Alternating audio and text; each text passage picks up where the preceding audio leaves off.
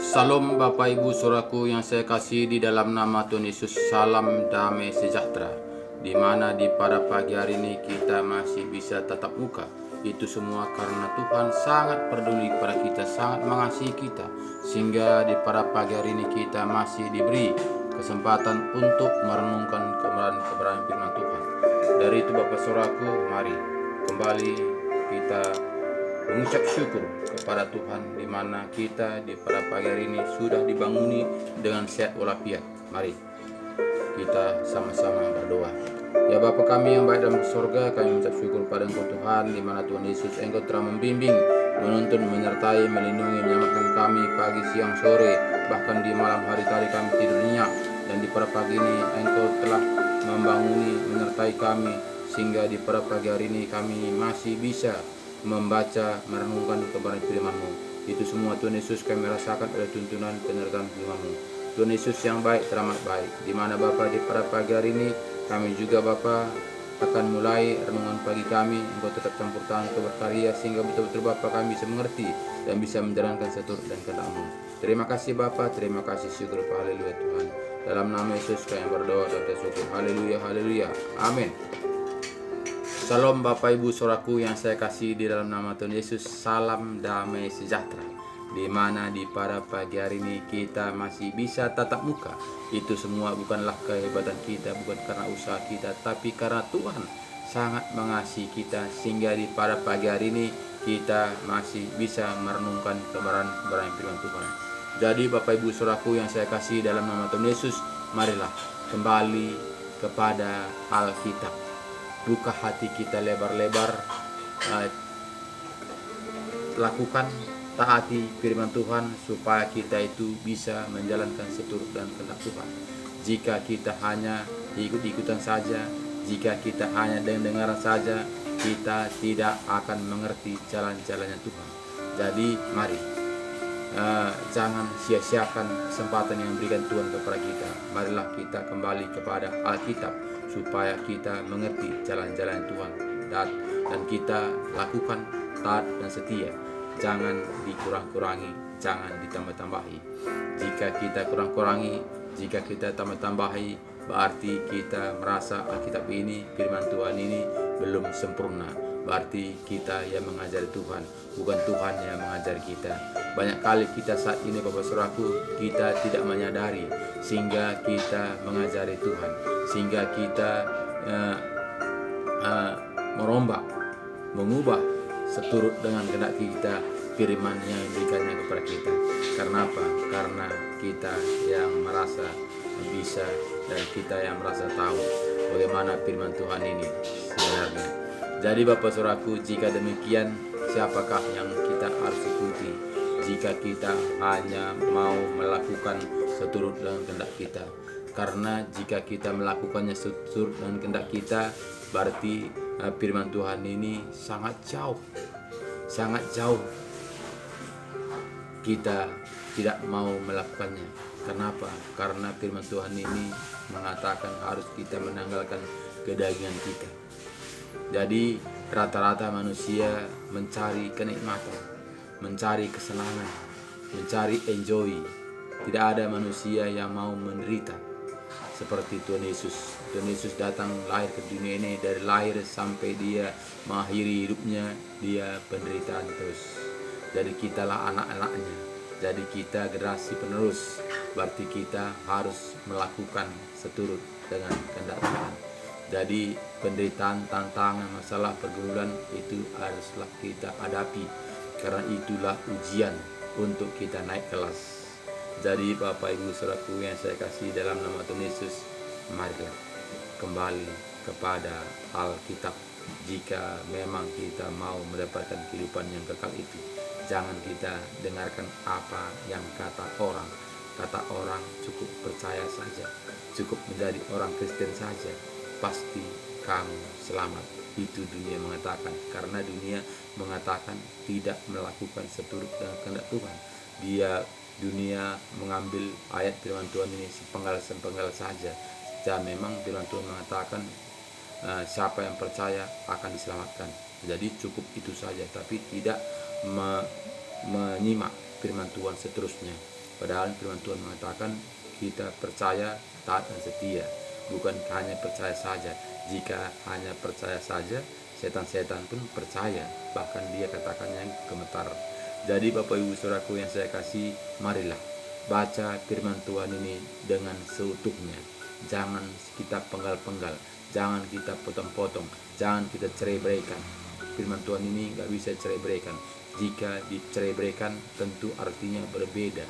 Seperti tubuh kita ini, tubuh kita ini cerai-beraikan, pisah kepala, pisah tangan, pisah kaki, apa yang terjadi? Pasti gak bisa hidup. Kenapa? Karena sudah berpisah-pisah. Firman Tuhan ini juga begitu, tidak bisa kita potong-potong, tidak bisa kita pisah-pisah, tapi itu harus kita lakukan taat setia seutuhnya. Jadi Bapak Ibu Saudaraku yang saya kasih dalam nama Tuhan Yesus, banyak kali saat ini manusia untuk menyenangkan dagingnya, beribadah untuk menyenangkan dagingnya, ke gereja menyenangkan dagingnya. Kenapa? Karena dia ke gereja itu, dia menganggap ke gereja itu pengampunan dosa, menganggap ke gereja itu supaya dapat berkat,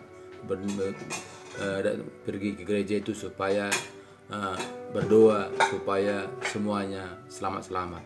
Itu menganggap ke gereja itu, bukannya datang ke gereja itu untuk melakukan seturut dengan kehendak Tuhan, mendapatkan kehidupan yang kekal.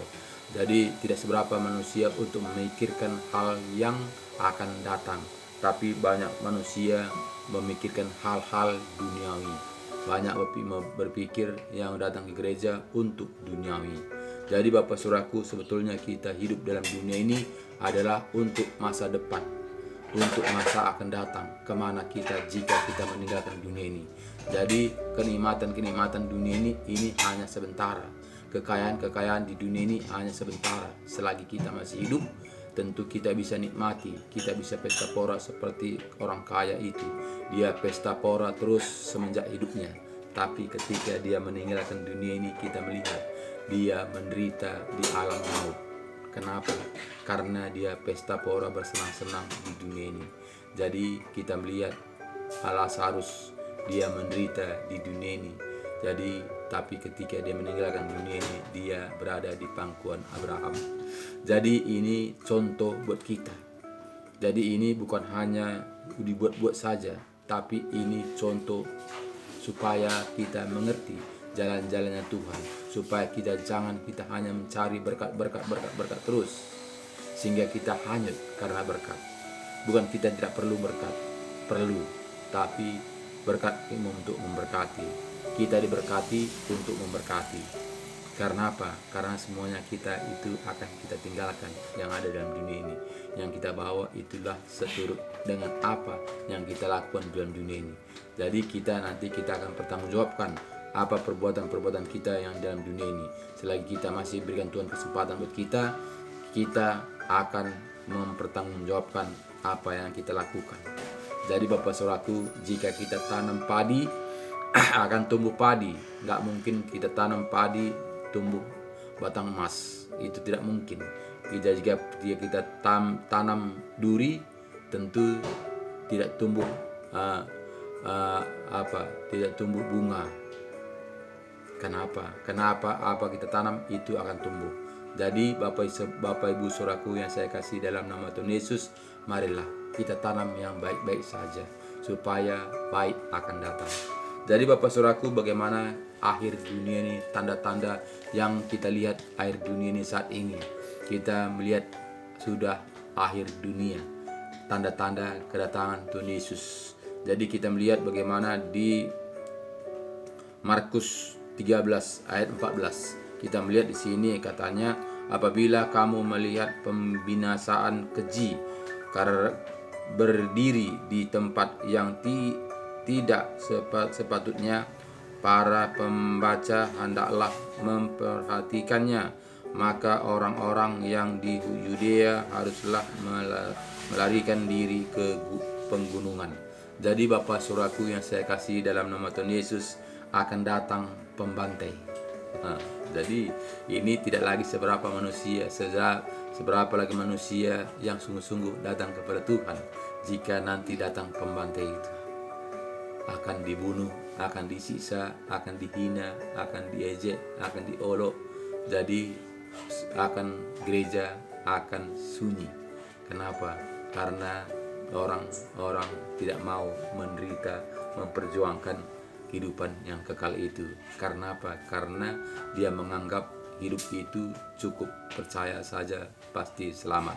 Jadi tidak mau menderita untuk berjuang. Jadi Bapak Saudaraku, jika demikian, kemanakah kita akhirnya jika kita tidak bertahan sampai pada kesudahannya? Jadi Bapak Saudaraku, kita lihat ayat 15 mengatakan, orang yang sedang di peranginan di atas rumah, janganlah ia turun dan masuk untuk mengambil sesuatu dari rumahnya. Jadi Bapak Saudaraku, tidak ada kesempatan. Jika sudah datang, tiba saatnya, tidak ada kesempatan maju aku mengambil ke rumah dulu, mengambil bajuku, mengambil persiapanku, mengambil bekalku. Itu tidak lagi ada kesempatan. Karena apa? Karena saatnya sudah tiba. Dan orang yang sedang di ladang, janganlah ia kembali untuk mengambil pakaiannya. Celakalah ibu-ibu yang sedang hamil atau yang menyusukan bayi pada masa itu. Berdoalah supaya semuanya itu jangan terjadi pada musim kedinginan. Jadi Bapak Saudaraku, saat ini semuanya serba dingin. Jadi ini akhir zaman ini kita bukan lagi cuaca yang dingin Bapak Saudaraku, suasana ekonomi dingin, kasih dingin, persaudaraan dingin, kekeluargaan dingin. Ini sudah datang, sudah melanda dunia. Semenjak Covid datang, kekeluargaan, persaudaraan, kasih sudah dingin. Jadi kita sampai saat ini saudaraku, kasih itu sudah dingin. Jadi hampir semuanya dingin. Itu harus kita tanggap Bapak Saudaraku. Ini tanda-tanda akhir zaman sesuai dengan Alkitab mengatakan kepada kita, berdoalah supaya semuanya itu jangan terjadi pada musim dingin. Nah, jadi Bapak Saudaraku, bukan ini musim dingin karena cuaca, karena hujan, bukan, tapi dingin suasana. Semuanya serba dingin, tidak lagi ada hangat. Jadi Bapak Saudaraku, saat ini kita melihat bagaimana orang-orang yang tidak bekerja karena banyak perusahaan-perusahaan saat ini sudah ditutup karena suasana dingin. Jadi Bapak Saudaraku, saat ini kita melihat ekonomi semakin dingin. Jadi semuanya sudah transparan, apalagi saat ini jualan online. Kita melihat di online itu kita bisa melihat tertipu. Kenapa? Karena kita lihat di situ harganya 100.000, ternyata bukan 100.000, ternyata barangnya beda. 100.000 itu beda barangnya sesuai dengan ditunjukkan. Kenapa? Karena itu kasih tadi dingin, mementingkan diri sendiri, dipertunjukkan wah cantik mantap, tapi yang dikirim tentu yang tidak sama seperti yang kita inginkan. Karena apa? Karena semuanya dingin. Tidak ada kasih sayang, tidak ada rasa peduli, tidak ada rasa tenggang rasa. Tapi yang penting saya dapat. Bagaimana yang penting saya dapat. Sehingga banyak penipuan saat ini. Jadi harus hati-hati. Penipuan merajalela. Bahkan tipu dalam mulai HP, tawaran-tawaran banyak menipu. Bahkan juga jualan juga banyak menipu. Karena apa? Karena kasih sudah dingin. Jadi Bapak Saudaraku, ini adalah tanda akhir zaman. Jadi ini harus genap. Firman Tuhan ini harus digenapkan. Jika tidak genap berarti tidak betul Alkitab ini. Alkitab sudah menubuatkan semuanya itu. Yang kita lihat yang jadi saat ini sudah genap. Jadi semuanya serba dingin. Jadi jangan kita menganggap ini, berdoalah supaya semuanya itu jangan terjadi pada musim dingin. Jadi Bapak Ibu Saudaraku, bukannya karena cuaca dingin, bukan karena hujan berdingin, tapi karena suasana situasi saat ini itu membuat semuanya serba dingin. kasih semakin peduli, kepedulian semakin dingin. Jadi sekarang ini semuanya serba mementingkan diri sendiri. Jadi Bapak Saudaraku, ini harus terjadi, karena jika tidak terjadi berarti tidak genap, tidak betul Alkitab ini. Nah, jadi kalau tidak betul Alkitab ini, ngapain kita menjadi orang Kristen? Ngapain kita kembali kepada Alkitab kalau tidak betul?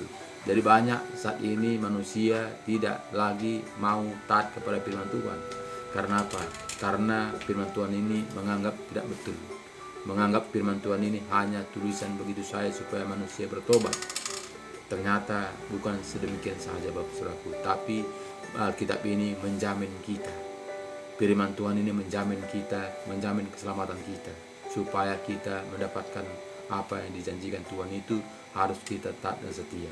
Tapi karena sedang dingin, semuanya serba dingin. Iman kita pun dingin, membaca firman Tuhan pun kita dingin, semuanya serba dingin. Jadi tidak ada lagi orang yang berapi-api saat ini Saudaraku. Tidak lagi yang serius karena situasi yang mengatur. Jadi Bapak Saudaraku yang saya kasih dalam nama Tuhan Yesus, jangan kita dipengaruhi oleh situasi, tapi mari kita bangkit, kita pegang firman Tuhan, lakukan dengan taat dan setia, supaya kita itu panas, supaya kita jangan dingin, supaya jangan kita menggigil. Jika kita tidak dalam Tuhan, tentu kita menggigil, bahkan banyak yang menggelepar. Karena apa? Karena tidak tahan rasa dingin. Jadi Bapak Ibu Saudaraku yang saya kasih dalam nama Tuhan Yesus, ayat 19 tadi mengatakan kepada kita, sebab pada masa itu akan terjadi siksaan seperti yang belum pernah terjadi sejak awal dunia yang diciptakan Allah sampai sekarang, dan yang tidak akan terjadi lagi. Jadi Bapak Saudaraku, kita melihat firman Tuhan mengatakan sebab pada masa itu akan terjadi siksaan seperti yang belum pernah terjadi sejak awal dunia. Jadi Bapak Saudaraku, siapa yang bertahan? Ini katanya kepada kita, sebab pada masa itu akan terjadi siksaan seperti yang belum pernah terjadi sejak awal dunia. Siksaan. Jadi siapa yang bertahan, itu yang mendapat. Jadi ini tidak bisa kita ingkari, Bapak Saudaraku. Itu tidak bisa kita lewati begitu saja. Tanpa roh Tuhan bekerja, kita tidak mampu. Kenapa Bapak Saudaraku? Karena kita melihat akhir-akhir zaman ini bisa gara-gara pekerjaan pindah iman kita. Bisa gara-gara wanita kita pindah iman kita. Bisa karena situasi pindah iman kita. Gampang-gampang saja. Kenapa? Karena semuanya serba dingin. Kita tidak sungguh-sungguh untuk mencari kebenaran, sehingga semuanya biasa-biasa saja. Kita merasa semua itu gampang. Kita merasa itu sama-sama saja. Jadi Bapak Saudaraku, hampir-hampir dunia ini tidak lagi mengerti akan kebenaran. Yang dalam Tuhan, yang setia, yang sungguh-sungguh untuk beribadah pun saat ini sudah dingin. Jadi kita melihat kenapa dulunya banyak pendeta-pendeta yang luar biasa, sekarang sudah dingin. Karena itu firman Tuhan harus genap. Jadi Bapak Saudaraku, jangan kita mengandalkan hamba Tuhan. Mentang-mentang hamba Tuhan luar biasa, jemaatnya jutaan, sehingga kita agung-agungkan, sehingga kita bangga-banggakan. Tapi saat ini kita melihat situasi dingin, akhir-akhir zaman. Karena apa? Karena itu harus genap. Jadi Bapak Saudaraku, marilah kembali kepada Alkitab. Karena Alkitab ini membuat kita panas. Alkitab ini membuat kita semangat. Alkitab ini membuat kita ceria. Alkitab ini membuat kita tetap bergairah. Kenapa? Karena tetap hangat. Kita tetap di pelukan Tuhan. Amin Bapak Saudaraku. Jika kita keluar dari pelukan Tuhan, kita akan dingin. Semuanya serba dingin. Karena itu sudah dimuatkan firman Tuhan. Itu tanda-tanda akhir zaman kedatangan Tuhan Yesus kedua kalinya. Jadi Bapak Saudaraku, banyak saat ini yang sudah menganggap dirinya sudah selamat. Kenapa? Karena yang dimengiang dalam pikirannya, Yesus sudah disalibkan di kayu salib. Dosaku sudah ditebus, sudah dibayar lunas. Bapak Ibu Saudaraku yang saya kasih dalam nama Tuhan Yesus, perumpamaan yang kita buat. Sumpama kita tadi, kita mau berpergian, tapi kita tidak punya uang. Tapi ada saudara kita mengatakan, karena dia kasihan melihat kita, sehingga dia beri biaya keberangkatan kita. Tapi dia mengatakan, kamu harus gigih, jangan bermalas-malas lagi. Ini belanja kamu sampai kepada tujuan. Tapi Bapak Saudaraku, sampai di tempat tujuan sudah habis, karena biaya yang disediakan hanya sampai kepada tujuan. Sampai dari itu Bapak, sampai seterusnya kita harus berusaha, harus berjuang. Jika kita tidak berjuang, kita pasti mati kelaparan. Kenapa? Karena tidak punya uang lagi. Jadi Bapak Ibu Saudaraku, banyak saat ini berpikir manusia, Yesus sudah membayar utang kita. Dari Adam sampai kita menganggap semuanya sudah lunas. Sampai tujuan, sampai akhir hidupnya, dia menganggap semuanya sudah lunas. Nah, inilah kadang-kadang salah pemahaman saudaraku, sehingga kita menganggap kita ini sudah lunas sampai kita mengakhiri dunia ini. Kita sudah dikasih tiket dengan gratis. Jadi Bapak Ibu Saudaraku, firman Tuhan mengatakan, kerjakan keselamatanmu. Berarti dari kita menerima firman Tuhan sampai kita mengakhiri, harus kita kerjakan dengan sungguh-sungguh. Tidak bisa kita santai-santai saja. Tidak bisa kita andalkan saya sudah dibayar. Kita sudah dibayar sampai tempat, memang sudah dibayar, tapi kita belum lagi sampai pada tujuan. Masih ada perjalanan kita. Jadi itu harus kita berusaha sampai pada tujuan. Seumpama saja saudaraku, seperti kita melihat umpamanya seperti tujuan kita ke kota. Ke kota itu umpamanya kita naik pesawat, tapi ke pelosok-pelosok kita nggak bisa naik pesawat, kita harus naik kendaraan. Kita biaya pesawat memang sudah diberi, lunas, dibayar, tapi ke pelosok tadi kita harus mengeluarkan epeng untuk biaya tujuan. Tapi uang kita sudah habis sampai kepada tempat yang naik pesawat tadi, tapi tujuan kita masuk ke pedalaman itu tidak lagi ada lagi. Jadi itu tidak bisa kita sampai kepada tujuan. Karena apa? Karena bekal kita sudah habis. Jadi Bapak Saudaraku, walaupun Tuhan sudah memberikan kita pesawat sampai pada tujuan, sudah berikan dengan gratis, tapi ada jalan yang belum sampai kepada jalan kita, adalah tadi ke pelosok-pelosok tadi. Jadi begitulah kita ini Bapak Saudaraku, kita memang sudah ditebus, sudah dibayar lunas sampai kita menerima Yesus menjadi juru selamat pribadi kita. Tapi ketika kita menerima Yesus menjadi juru selamat pribadi kita, Tuhan mengatakan jangan berbuat dosa lagi.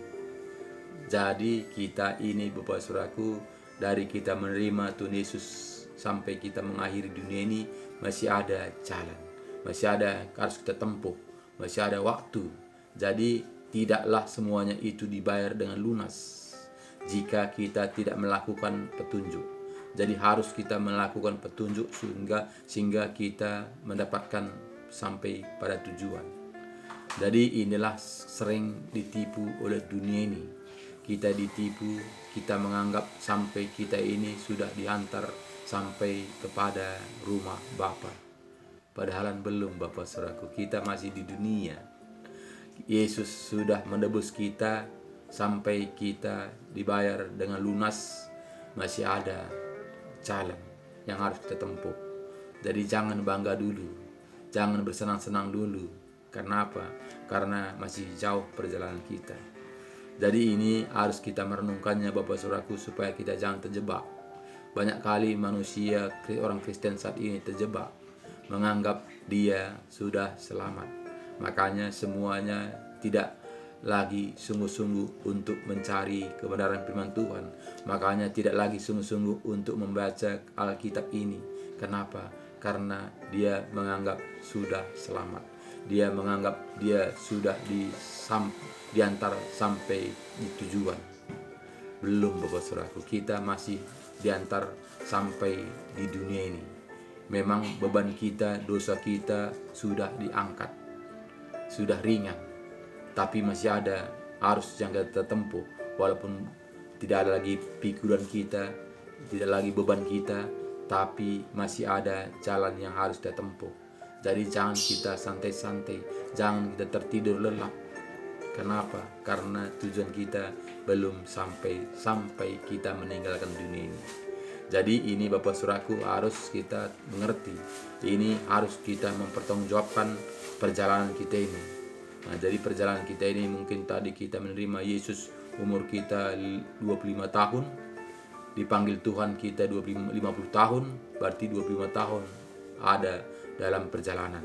Jadi dalam 25 tahun ini kita harus mempertanggungjawabkan perbuatan-perbuatan kita.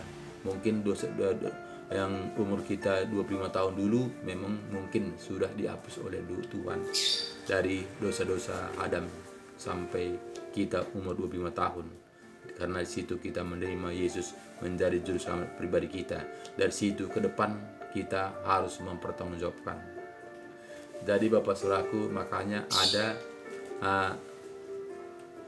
hukuman, ada penghakiman. Jika tidak ada penghakiman, ya betul mungkin ya seperti yang pengharapan manusia sekarang, kita sudah selamatkan sampai akhir, sampai tujuan, tapi firman Tuhan mengatakan akan dihakimi menurut perbuatannya. Nah, berarti kita tidak diantar sampai tujuan. Nah, jadi Bapak Saudaraku, di sini kadang-kadang manusia tidak, orang Kristen tidak sungguh-sungguh. Karena apa? Karena firman Tuhan di sepenggal-sepenggal. Firman Tuhan ini dibaca sepenggal-sepenggal. Jadi yang dibaca kamu cukup percaya. Siapa yang percaya akan diselamatkan. Itu saja. Tapi seterusnya tidak. Jadi Bapak Saudaraku, di sini kita melihat ayat 19 tadi mengatakan kepada kita, sebab pada masa itu akan terjadi siksaan seperti yang belum pernah terjadi sejak awal dunia yang diciptakan Allah sampai sekarang, dan yang tidak akan terjadi lagi. Dan sekiranya Tuhan tidak mempersingkat waktunya, maka dari segala yang hidup tidak akan ada yang selamat. Akan tetapi oleh karena orang-orang pilihan yang telah dipilihnya, Tuhan mempersingkat waktunya. Jadi Bapak Saudaraku, kita yang menentukan. Kita menentukan kedatangan Tuhan Yesus.